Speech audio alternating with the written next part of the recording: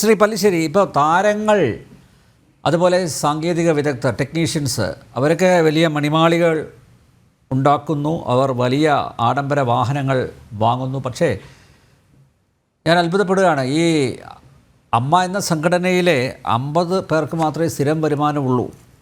മറ്റുള്ളവരൊരു സ്കൂട്ടറെങ്കിലും വാങ്ങണ്ടേ, അല്ലെങ്കിൽ ഒരു ചെറിയൊരു വീട് ഒറ്റമുറിയെങ്കിലും വാങ്ങണ്ടേ? അങ്ങനെയുള്ളൊരു ആഗ്രഹം അവർക്കൊക്കെ ഉണ്ടാവില്ലേ? അല്ലേ? അതിനനുസൃതമായിട്ടുള്ള ഒരന്തരീക്ഷം സിനിമയിൽ ഉണ്ടാവണം എന്ന് അദമ്യമായി ആഗ്രഹിക്കുന്നു. ചിലർ അത് തുറന്ന് പറയുന്നു. അതിനെയാണ് ഏറ്റവും വലിയ അപരാധമായിട്ട് ഇവിടെ ചിത്രീകരിച്ചിരിക്കുന്നത്.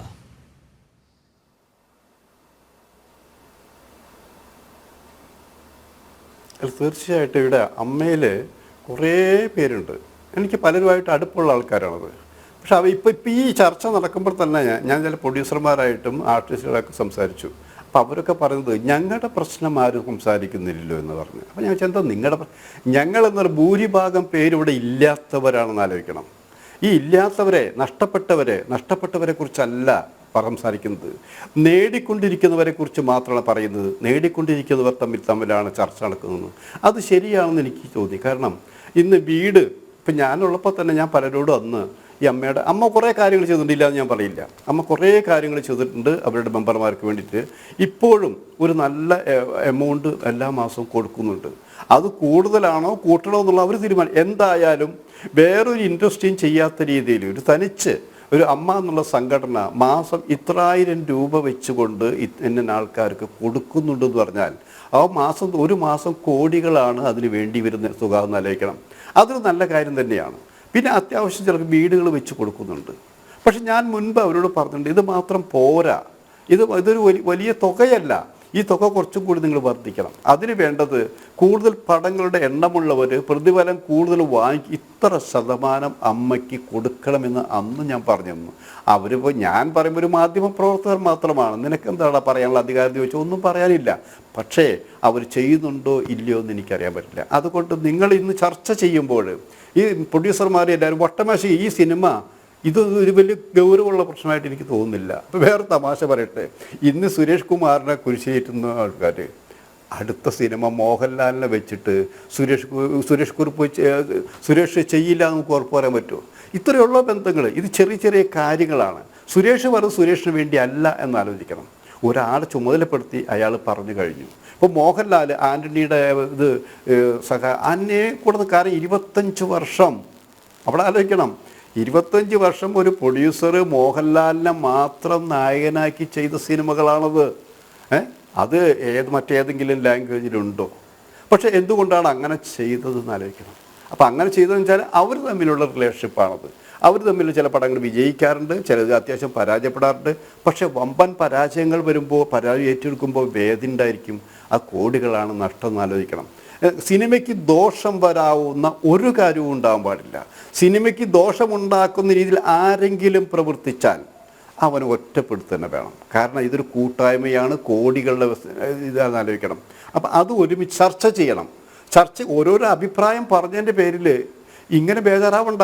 അതിന് ഏറ്റവും ഉദാഹരണം പറ്റേ, ഇപ്പം ഈ പറയുന്ന പോലെ ഇത്രയും ചാടി കടിച്ചില്ലേ, സുരേഷ് കുമാർ ഒരു കാര്യം പറയുമ്പോൾ ചാടി വീണില്ലേ. ഇവിടെ ഹേമ കമ്മിറ്റി റിപ്പോർട്ടിൻ്റെ പേരിൽ എത്ര പേരെ അറസ്റ്റ് ചെയ്തു? അമ്മയുടെ ആര് ചാടി വീണിവിടെ? നടിപീഡന കേസുണ്ടായി, ഇവിടെ ആര് ചാടി വീണിവിടെ? അവിടെ നമ്മൾ അവിടേക്കൊന്നും പോകേണ്ട ആവശ്യമില്ല. അപ്പോൾ പ്രതികരിക്കേണ്ട സമയങ്ങളിൽ സത്യസന്ധമാണ് നിങ്ങളെങ്കിൽ, നിങ്ങളുടെ പ്രതികരണം സത്യസന്ധമാണെങ്കിൽ പ്രതികരിച്ചേ പറ്റുള്ളൂ. അപ്പം അങ്ങനെ നിങ്ങൾ പ്രതികരിക്കാത്തത് നിങ്ങൾ ഒരു സംഘടന തീരുമാനയുടെ പ്രസ്താവനയുടെ പേരിൽ ചാടി വീഴുന്നത് ശരിയല്ല. സെലക്റ്റീവ് ആവണം, സെലക്റ്റീവ് ആയേ പറ്റുള്ളൂ എന്നുള്ളതാണ്. ആ അഭിപ്രായം സെലക്റ്റീവ് ആകുമ്പോൾ അതിൽ എത്ര കണ്ട് ന്യായമുണ്ട്, എത്ര കണ്ട് കാര്യങ്ങൾ നാം നടപ്പിലാക്കേണ്ടതുണ്ട്, അത് പരിശോധിക്കേണ്ടതാണെന്ന് ആലോചിക്കണം. ഒപ്പം ഞാൻ ഇന്നലെ ഇന്നും പറഞ്ഞ കാര്യങ്ങളൊന്നും പ്രൊഡ്യൂസേഴ്സ് ഒന്നും പറയില്ല. കാരണം ഇപ്പോഴും ഞാൻ ഉറച്ചു നിൽക്കുന്നു, നിങ്ങൾ രമ്യതയിലെത്തിയാലും കണക്കുകൾ കൃത്യമായിരിക്കണം. അതിന് എല്ലാ മാസവും കൃത്യമായ കണക്കുകൾ അവതരിപ്പിക്കണം. ആർട്ടിസ്റ്റിന് കൊടുക്കുന്ന, ടെക്നീഷ്യന്മാർക്ക് കൊടുക്കുന്ന തുക കൃത്യമായിട്ടും വെളിപ്പെടുത്തിയിരിക്കണം. അത് വെളിപ്പെടുത്തില്ല എന്ന് തന്നെയാണ് എൻ്റെ വിശ്വാസം. അതാണ് സിനിമ. അത് കൊടുക്കൽ വാങ്ങലുള്ളതാണ്. കാരണം അത് നടന്മാർക്ക് മാത്രമുള്ളതല്ല, അത് പല രഹസ്യങ്ങളുണ്ട് ഇവിടെ. നിധി കാക്കുന്ന ഭൂതമാണ് ഇവിടെ ശരിക്കും സിനിമയിലെ പലരും ആലോചിക്കണം. പലരുടെയും ബിനാമികളുണ്ടെന്ന് ആലോചിക്കണം ഇവിടെ. ഇതൊന്നും ആര് അന്വേഷിക്കാൻ, ആര് കണ്ടെത്താൻ? ഇതിനൊന്നും സമയമില്ലാഞ്ഞിട്ടല്ല, പേടിയാണ്. കാരണം നമ്മൾ ഈ കാണുന്നതല്ല സിനിമ. ഈ സിനിമയ്ക്ക് പുറകിൽ മുമ്പ് നമ്മൾ ഹിന്ദി സിനിമയെ കുറിച്ച് പറഞ്ഞ അവിടെയൊക്കെ വമ്പന്മാരുണ്ട്. ഇപ്പോൾ അത് മലയാള സിനിമയിലും ബാധിച്ചിരിക്കുകയാണെന്ന് ആലോചിക്കണം. സിനിമയുടെ യഥാർത്ഥ പണം മുടക്കുന്നവരൊക്കെ പിന്നണിയിൽ നിന്നുകൊണ്ടിരിക്കുകയാണ്. അവരാരൊക്കെയാണെന്ന് പലർക്കും അറിയാമെന്ന് ആലോചിക്കണം. എന്നോട് കഴിഞ്ഞ വർഷം എൻ്റെ ഒരു സുഹൃത്ത് വിളിച്ചു പറഞ്ഞു, ഒരു പ്രശ്നമുണ്ടായപ്പോൾ അയാൾ വിളിച്ചു പറഞ്ഞു, നീ വെറുതെ ഇടപെടരുത്.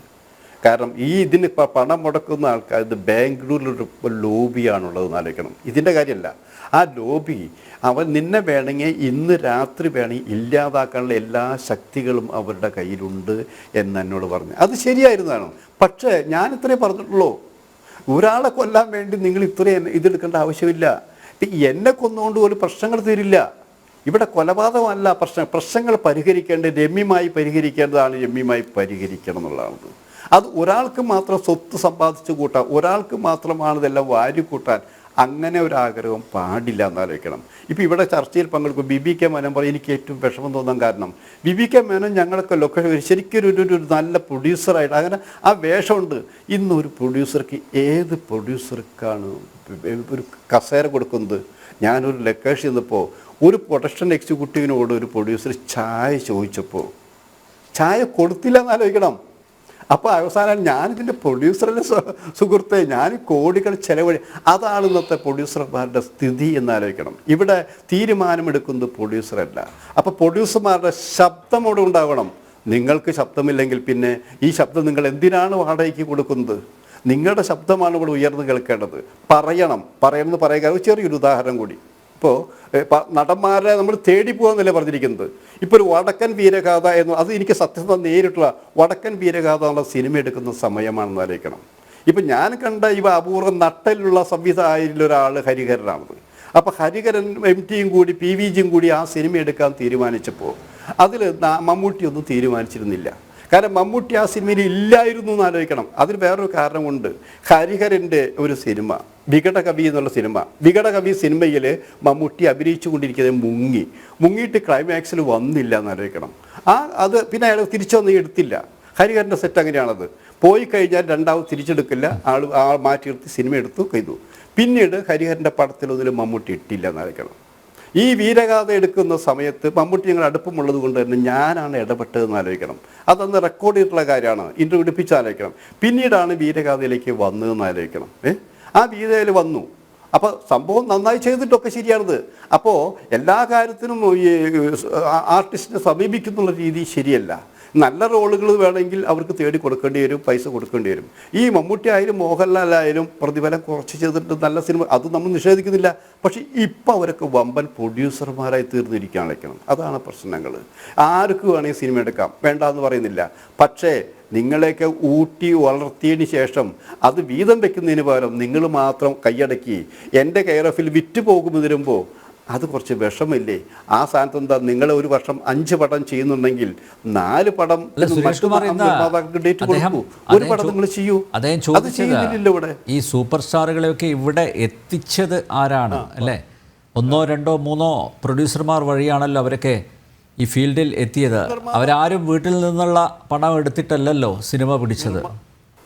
അതെ, നിർമ്മാതാക്കളുള്ളപ്പോൾ തന്നെ ഇവിടെ മറന്നു പോകുന്ന വിഭാഗമുണ്ട്. മാധ്യമ പ്രവർത്തകർ ആലോചിക്കണം. ഞാൻ കഴിഞ്ഞ ദിവസം പറഞ്ഞു, മാധ്യമ പ്രവർത്തകർക്ക് പലരും ഇവിടെ വേശ്യയുടെ സ്ഥാനം കൊടുക്കും, ആവശ്യം കഴിഞ്ഞാൽ മറന്നു പോകുന്ന പോലെ. അതാണ് സ്ഥിതി. ഇവിടെ പലരുണ്ട്. ഇവിടെ മാധ്യമങ്ങൾക്ക് ഇവിടെ ഒന്നും ചെയ്യാൻ പറ്റില്ല, അതൊക്കെ വെറുതെ പറയുന്നതാണ് ഇവിടെ. അതൊക്കെ അനുഭവിച്ചുള്ള പലരുണ്ടെന്ന് ആലോചിക്കണം. അപ്പോൾ പ്രൊഡ്യൂസർമാരുണ്ട്, മാധ്യമ പ്രവർത്തകരുണ്ട്, ബാക്കി എല്ലാവരും കൂട്ടി തന്നെയാണ് ഇവരെ വളർത്തിയെടുത്തിട്ടുണ്ടായെന്ന് ആലോചിക്കണം. അല്ലാണ്ട് ഒരു ദിവസം കൊണ്ട് ഇവരെ തട്ടി മൂട്ടി ഉണ്ടാക്കി കൊണ്ടുവന്നുള്ളതല്ല. അത് മറന്നു പോകുന്നവർ അത് മറന്നു പോകും. അത് ഓർമ്മിപ്പിക്കണം. എന്താ, നിർമ്മാതാക്കളും ഒരു ടീം, ഇപ്പോൾ നിർമ്മാതാക്കൾ മാത്രമല്ല, ഫെഫ്ക എല്ലാ സംഘടനയും ചേർന്നുകൊണ്ട് നിങ്ങൾ നല്ല എടുക്കാതെ നിൽക്കുമോ? നിങ്ങൾ പറയുമോ?